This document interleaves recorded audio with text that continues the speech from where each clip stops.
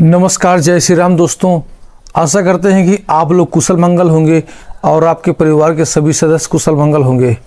और डेली की तरह आज फिर आपके सामने हम एक ऐसी स्टोरी लेकर आए हैं, यानी कि जहां पर दो हसीना हैं और दो हसीने की वजह से पूरे देश का तख्ता पलट हो गया। एक के रिश्ते भारत से मजबूत हुए तो एक के रिश्ते भारत के दुश्मन पाकिस्तान से। जी हाँ दोस्तों, आज आपके सामने हम जो कहानी लेके आए हैं वह है हमारे पड़ोसी देश बांग्लादेश की है कि वहाँ पर कैसे 15 साल की सत्ता केवल 15 से 40 मिनट के अंदर चली गई। शेख हसीना जी की बांग्लादेश का उदय कैसे हुआ, बांग्लादेश में कब कब सत्ता परिवर्तन हुआ और कब कब किस राजनीतिक की हत्या हुई, ये सारी चर्चा करेंगे डिटेल से। चलिए शुरू करते हैं और आपसे रिक्वेस्ट है कि वीडियो को लाइक कर दें और अगर आप चैनल में नए हैं तो चैनल को सब्सक्राइब कर लें। हमें आपके होस्ट अरविंद पटेल। दोस्तों, बात हो रही है 1975 की, जब शेख मुजीबुर रहमान जो उस वक्त बांग्लादेश के प्राइम मिनिस्टर थे, ढाका में घर में घुसकर उनकी हत्या कर दी। बांग्लादेश की सेना की एक टुकड़ी ने हमला किया और ढाका में उनके 3 अलग अलग घरों में हमला किया गया। धावा बोलकर 8 लोगों की जान रात को ही ले ली गई, जिसमें से उनके 3 बेटे, बहू, पोता और 2 अन्य रिश्तेदार शामिल हैं। कहते हैं कि इन सारी चीज़ों में लगभग 1.5 घंटा लगा और 1.5 घंटे में सब कुछ सत्यानाश हो गया। अब सन 1975 की बात है, 15 अगस्त की। 1955 यानी 49 साल बीत जाते हैं। लगभग 49 साल के बाद 5 अगस्त 2024 वही ढाका आता है, वही प्राइम मिनिस्टर हाउस है, जहां पर उस प्राइम मिनिस्टर हाउस में मौजूद हैं शेख हसीना। और सुबह का वक्त होता है। शेख हसीना की सुरक्षा कलाकारों ने उनको बताया कि इस समय जो विद्रोही हैं वो प्रधानमंत्री आवास की तरफ बढ़ रहे हैं, काफ़ी गुस्से में, उनकी संख्या ज़्यादा है और एक दिन पहले ही लगभग 100 लोगों का कत्ल हो चुका था, जिसमें से 19 पुलिस वाले थे। और हो सकता है कि हालात और ज़्यादा ख़राब हो सकते हैं कि हम लोग भी कुछ ना कर पाएँ। आंदोलनकारियों का एक जमावड़ा की भीड़ तेजी से पीएम हाउस की तरफ बढ़ रही है। ये आंदोलन करने वाले आवामी लीग की पार्टी के दफ्तर की तरफ भी जा रहे थे और बेहद ही गुस्से में, हिंसक आक्रामक रूप से थे। और ऐसे में बांग्लादेश से हर जगह से हिंसा की खबर आ रही थी और आरक्षण के मुद्दे का विरोध हो रहा था, जहां पर कहा जा रहा था कि शेख हसीना माफ़ी मांगे और जिन स्वतंत्रता संग्राम सेनानियों के वंशजों को आरक्षण दिया गया वो समाप्त किया जाए। लेकिन ये आरक्षण अब राजनीतिक रूप ले चुका था। इसमें पाकिस्तान के आईएसआई और बांग्लादेश के अंदर जो विरोधी पार्टी के लोग थे वे शामिल हो चुके थे और इसे आरक्षण के मुद्दे को हटाकर केवल तख्ता पलट की तरफ इसको मोड़ दिया गया था। यहाँ पर जो भी आर्मी के चीफ होते हैं उस समय, वे शेख हसीना से कहते हैं कि भीड़ तेज़ी से बढ़ रही है, 40 मिनट का समय आपके पास है और 40 मिनट में आप जो भी समेट सकती समेट लें और अपना सामान समेट के निकलिए। हम आपको सेफ पैसेज दे रहे हैं और आपको एक चॉपर से बाहर निकाल देंगे। तो शेख हसीना तैयार हो गई और उनको ये मानिए कि बांग्लादेश के बाहर उनके बेटे खासकर जो दिल्ली में थे, शेख हसीना जी ने बच्चों से बात की और बच्चों ने भी कहा कि आप जल्दी से बांग्लादेश छोड़िए, हालात ख़राब हैं। उधर से भारत सरकार भी नज़र बना रखी थी। भारत सरकार ने भी कहा कि आप बांग्लादेश को छोड़िए। तो उन्होंने रिटर्न में आर्मी चीफ को कहा, ठीक है मैं दे रही हूँ इस्तीफ़ा और आप मेरी सेफ्टी का ख्याल रखें। उन्होंने इस्तीफ़ा दिया। आर्मी चीफ ने उनको चॉपर में बैठाला और फिर दूर ले जाकर एक प्लेन में बैठाला जो दिल्ली के करीब हिंडन एयर बेस पर लैंड करती हैं। ढाका पीएम हाउस से उस चॉपर और प्लेन, इन सारी चीज़ों में केवल 40 मिनट का समय दिया गया था। शेख हसीना ने उन मिनट में अपनी जान बचाई और वहाँ से निकली और सीधे वहाँ के आर्मी चीफ ने प्रेसिडेंट से भेंट की। शेख हसीना के निकलने के बाद तो आर्मी चीफ ने प्रेसिडेंट से कहा कि अब प्रधानमंत्री बनाना है और उन्होंने खालिदा जिया का नाम दिया, खालिदा जिया को रिहा करवाइए। तो राष्ट्रपति ने आदेश जारी किया और खालिदा जिया को जेल से रिहा किया गया, जिनके ऊपर भ्रष्टाचार का मुकदमा था और वो जेल में काफ़ी समय से बंद थी। अब दोस्तों, यहाँ पर ये कहानी शेख हसीना और खालिदा जिया, ये दो हसीनाओं के ऊपर ये पूरी कहानी बांग्लादेश की है, जो कि एक बांग्लादेश की आर्थिक व्यवस्था को ऊंचाइयों तक पहुंचाया और एक बांग्लादेश को कट्टरपंथीता की तरफ लेके जा रहे हैं। अब बांग्लादेश आज युद्ध की आग में झुलस रहा है। यहाँ पर दोस्तों दोनों एक दूसरे को फूटी कौड़ी भी नहीं देखती, दोनों कभी एक दूसरे से बात नहीं करती और दोनों की दुश्मनी की कहानी बड़ी अजीब, बहुत पुरानी है। और बांग्लादेश में अलग अलग लोगों के मुंह में तरह तरह की कहानियाँ जुबान में आती रहती हैं। कहा जाता है कि ये जो खालिदा जिया हैं, इनकी 4 डेट ऑफ बर्थ हैं। ये बांग्लादेश में 2 बार पीएम रह चुकी हैं और इनका जो सर्टिफिकेट है उसमें पैदा होने की तारीख अलग है।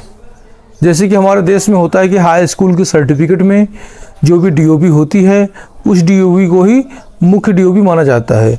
इसी प्रकार इनके हाई स्कूल की सर्टिफिकेट में अलग डीओबी है। 9 अगस्त को पैदा होना दिखाया गया है इनके खालिदा जिया के सर्टिफिकेट में। वहीं बात करते हैं शादी की, शादी में 5 सितंबर है। और आगे एक और बात करते हैं, यानी 19 अगस्त है खालिदा जिया की डेट ऑफ बर्थ पासपोर्ट में। तो हाई स्कूल की सर्टिफिकेट, मैरिज सर्टिफिकेट और पासपोर्ट तीनों में अलग अलग डेट ऑफ बर्थ है। और चौथी डेट ऑफ बर्थ अब शुरू हुई है एक नई कहानी के साथ में। अचानक खालिदा जिया 1-2 रोज ऐलान करती हैं कि मैं अपनी डेट ऑफ बर्थ चेंज कर रही हूँ, मैं अपना हैप्पी बर्थडे अब 19 अगस्त को न मनाकर 15 अगस्त को मनाऊंगी। ऐसा क्यों? 15 अगस्त कोई अजीब बात नहीं है।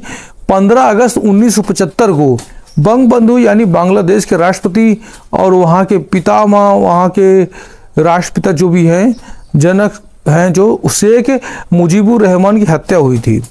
यानी शेख हसीना के जो पिताजी हैं वे मुजीबुर रहमान थे, उनकी हत्या हुई थी। और 15 अगस्त को हर साल राष्ट्रीय शोक दिवस मनाया जाता है बांग्लादेश में। तो यहाँ पर आपको बता दें, ऐसे में खालिदा जिया जब पीएम थी तो उन्होंने ऐलान किया कि मैं 15 अगस्त को अपना हैप्पी बर्थडे बनाऊंगी। ये सब क्यों हुआ? ये सब हुआ शेख हसीना जी को चिढ़ाने के लिए कि तुम्हारे पिताजी जब मारे गए हैं उस दिन हम लोग जश्न मनाते हैं। और इन दोनों ने कभी एक दूसरे से प्यार से बात नहीं की। 30 सालों में कभी लोग एक दूसरे से मिले नहीं, बातचीत कभी नहीं की। केवल 53 साल है जहाँ पर 15 साल से आर्मी ने हुकूमत की और 30 साल इन दोनों हसीनाओं में निकल गए। और 8 साल तो ऐसे ही जा रहा है।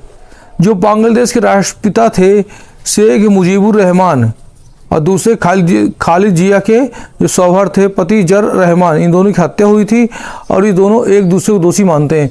कोई कहता है मेरे पिता की हत्या ये इसने खालिदा जिया ने कराई, खालिदा जिया कहती मेरे पति की हत्या शेख हसीना ने करवाई।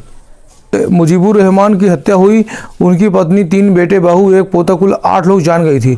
लेकिन शेख हसीना और उनकी बहन खुशकिस्मत थी कि उस समय ये लोग बांग्लादेश से बाहर थे।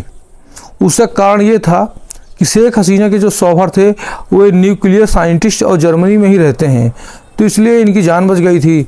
और जैसे खबर मिली ये बांग्लादेश लौटना चाहती थी, लेकिन उस समय आर्मी कब्जा हो चुका था। इस वजह से सलाहकारों ने कहा कि आप अभी यहाँ पर मत आइए। फिर इन्होंने दिल्ली में शरण ली और दिल्ली में लाजपत नगर के एक खास घर में इनको ठहराया गया था। वहीं पर ये दोनों बहनें रहीं 6 साल तक। उधर बांग्लादेश में ये हो रहा था कि मुजीबुर रहमान के कत्ल के बाद आर्मी चीफ जो थे, मेन थे, वहाँ उनकी जगह पर रहमान बांग्लादेश आर्मी के चीफ बन गए। और जया रहमान की बीवी का नाम है खालिदा जिया, यानी खालिदा जिया के पति आर्मी के चीफ बन गए थे। तो जर रहमान ने फिर से तख्ता पलट किया और खुद बांग्लादेश की पूरी कमान अपने हाथों में ले लिया, प्रेसिडेंट भी बन गए।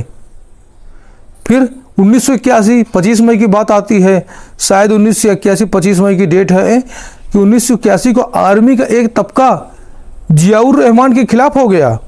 उसे ये लगता था कि जियाउर रहमान जिन्होंने देश को आज़ादी दिलाई है, मुक्ति वाहिनी, उनका नाम ही नहीं लेते हैं। उन्हें लगता है कि जर रहमान उन लोगों की तरफदारी करते हैं जो कभी लड़ाई लड़े ही नहीं। एक दौर था 25 मई 1981 को चटगांव, जहां पर सर्किट हाउस में रुके, रात का टाइम था, आर्मी के लोगों के बीच में ही बगावत शुरू हो गई, साजिश हुई और उनकी सुरक्षा में जो लोग लगे थे वे गद्दारों से मिल गए। फिर रात से गोलियों में छलनी कर दिया गया।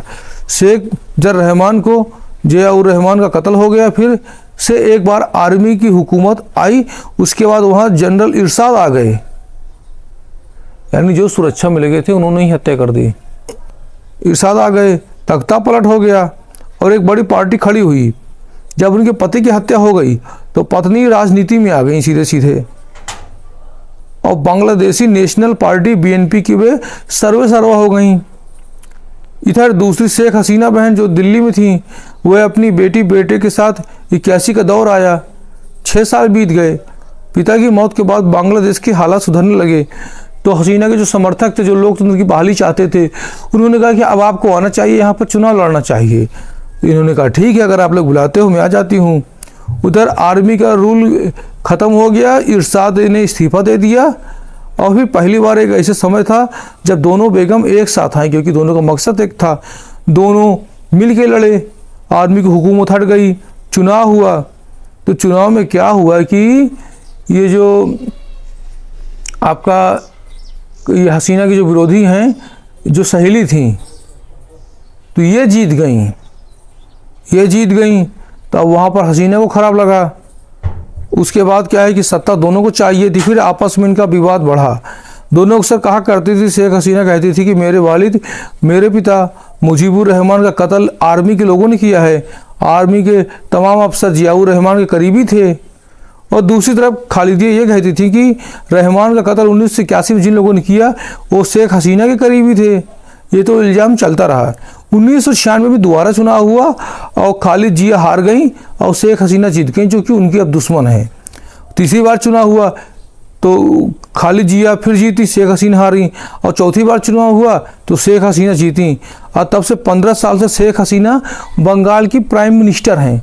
कहा जाता है कि इन्होंने खालिद जिया को चुनाव नहीं लड़ने दिया, उनके पुरानी फाइल खोलकर उनको जेल भिजवा दिया, और सामने सीटें खाली थी, और 280 में से 275 सीटें, लगभग 270 सीटें शेख हसीना ने जीत ली।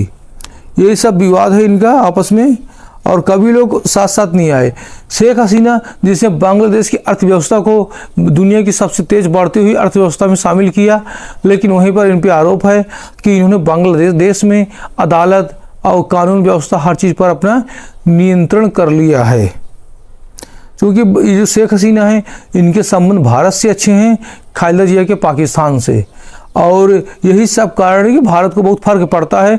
अगर कट्टरपंथी लोग वहाँ कब्जा कर लिए हैं तो कल के वे लोग भारत के खिलाफ षड्यंत्र करेंगे, क्योंकि बांग्लादेश में जो भी उपद्रव हो रहा है इसमें पाकिस्तान का हाथ है।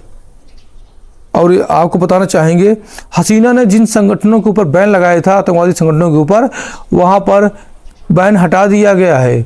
जो पाकिस्तान समर्थित संगठन हैं उनको आज़ाद कर दिया गया है।